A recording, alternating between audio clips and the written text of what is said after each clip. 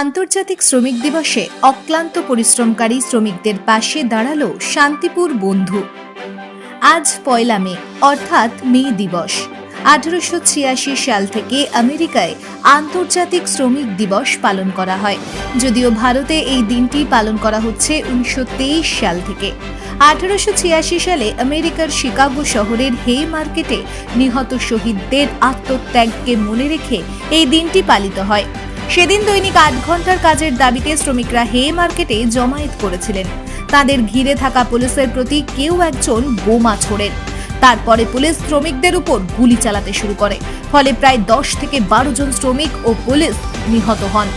১৮৮৯ সালে ফরাসি বিপ্লবের শতবার্ষিকীতে প্যারিসের দ্বিতীয় আন্তর্জাতিকের প্রথম কংগ্রেস অনুষ্ঠিত হয়। সেখানে ১৮৯০ সাল থেকে শিকাগো প্রতিবাদের বার্ষিকী আন্তর্জাতিকভাবে বিভিন্ন দেশে পালনের প্রস্তাব করেন রেমন্ড লেভিনে। এই হলো আন্তর্জাতিক শ্রমিক দিবসের সূচনা। ১৮৯১ সালে প্যারিসেই আন্তর্জাতিকের দ্বিতীয় কংগ্রেসে এই প্রস্তাব আনুষ্ঠানিকভাবে গৃহীত হয়। স্বীকৃতি পায় মে দিবস।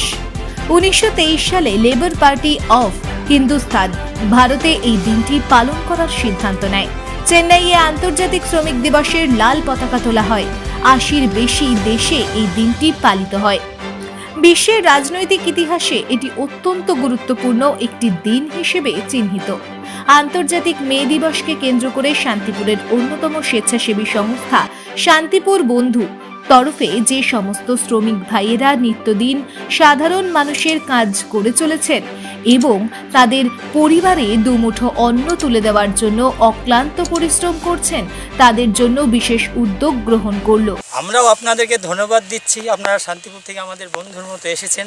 কৃষকদের প্রতি আপনাদের যে শ্রদ্ধা বা ভক্তি, আপনারা যে ভালোবাসা দিচ্ছেন, এতে আমরাও খুব আনন্দিত।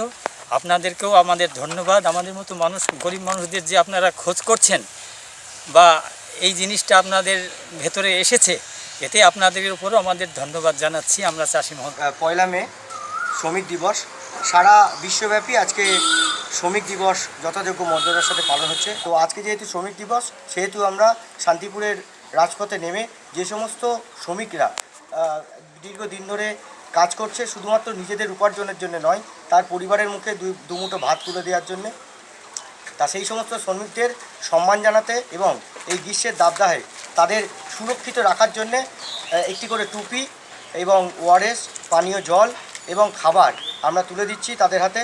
এই কর্মসূচি আমরা সারা দিন ব্যাপী চালাবো এই আশা রাখছি। এবং যে সমস্ত মানুষজন আমাদের এই ভিডিওটা দেখছেন, আমাদের এই সচেতনতার বার্তাটা দেখছেন, তাদের কাছে বা তাদের উদ্দেশ্যে আমরা জানাবো, আপনারাও একটু একটু করে প্রত্যেকে এগিয়ে আসুন, সমাজকে সুস্থ রাখতে, সুরক্ষিত রাখতে পাশে থাকুন।